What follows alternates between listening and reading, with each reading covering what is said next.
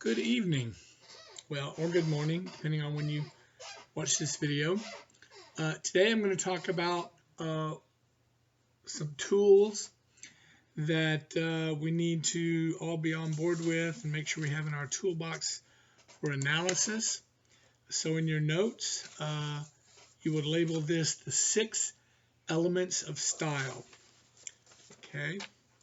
The first element of style, and a lot of this is review for you guys who are just out of high school, so just bear with me. The first element of style is diction. Diction is word choice. Words have multiple meanings to give different interpretations. Words have connotation and denotation, which is denotation is like the dictionary definition of a word, while connotation is more the emotional definition of a word. For example, you can say someone is ill. That's not too negatively connotated, but if you say they have cancer, that's much more negatively connotated. Once you have the words, do your diction, you got to put them in order, right? So looking at analyzing word order, that's called syntax. S-Y-N-T-A-X. Okay? And there are reasons why authors might play with the syntax in their story or in their text. We are a subject-verb-object syntax in English. We like the boy threw the ball. Subject-verb-object. A lot of foreign languages have different syntax requirements. For example, Spanish puts the adjectives after the nouns, whereas we put them before. When I lived in Korea, it's a beautiful language, but it kicked my butt because Korean, you put the prepositional phrases at the beginning, you put the verb at the end, and the subject is somewhere in the middle. So if you wanted to say the apple is on the table, you have to switch around and say on the table the apple is. You sound like Yoda, you know. But that's just an example of different syntax. Most of you who have learned and studied foreign languages, you could probably give your own examples. So once we have syntax, like for example, a writer may make a character speak oddly by changing the syntax to make them look ignorant, to make them look confused, stupid. I mean, there are reasons why writers use different or variant syntax, okay? Definitely reasons. Next is imagery, okay? If you're doing an image analysis, imagery is anything, language that appeals to the senses, okay?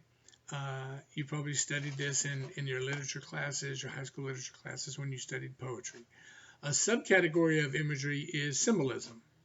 So you can always do a symbol analysis. We have all kinds of associations with things that stand for themselves and something else. For example, there's color symbols. If someone gives you a red rose, then we know that means love. They give you a yellow rose, guys, they just friend zoned you, okay? Even plants, you know, rose is the symbol of love. You don't give somebody a cactus for I love you, right? At least I wouldn't think you would do that to get very far with impressing someone. So lots of different symbols. It's just interesting to me that the color symbol for love is also the same symbol for danger. There's probably a paper somebody could write about that, but I'll leave that to you. Imagery. Next is figurative language. You all know what figurative language is. It's that higher level of writing, that poetic use of simile, metaphor, onomatopoeia, personification, assonance, consonants, all of that. So when you see that in a text, that's a writer indicating a higher level of writing. And there would be reasons why they would do that. That's what you would analyze for. Figure those reasons out. Next is tone. Tone is difficult because it takes all the other things to create tone. For our purposes, tone is, think of tone as a writer's attitude towards his audience and his subject. So for example, if a writer is using very sarcastic tone, then it shows he doesn't really respect his writer or he's talking down to them for a reason. You have to figure out what that reason is in your analysis. Okay, and finally, we have point of view. Okay, point of view is important because point of view is who's in charge, knowing who's in charge of the story, who's telling this story, who's making these narrative decisions. Once you establish that, whether it's like a first person who only knows their thoughts and their feelings and can describe what's going on around them, or if it's a third person omniscient who knows everybody's thoughts and feelings, that sort of thing. Once you establish who the narrator is, who's telling the story, you have to establish whether or not they are reliable. Excuse me. So there are reasons why a narrator would not be truthful or reliable. It might not be intentional. For example, a child might not have a full understanding of what it is they've seen and what information they're relaying. So they might not be a reliable source, but it's not because they're intentionally lying. Now, some writers intentionally lie. Anybody read Gone Girl? Oh my God, the whole first part of that book. You've got one narrator telling the story, and you got another one in the second. Completely different read on, the events of that story. Okay, so those are your 6 elements of style.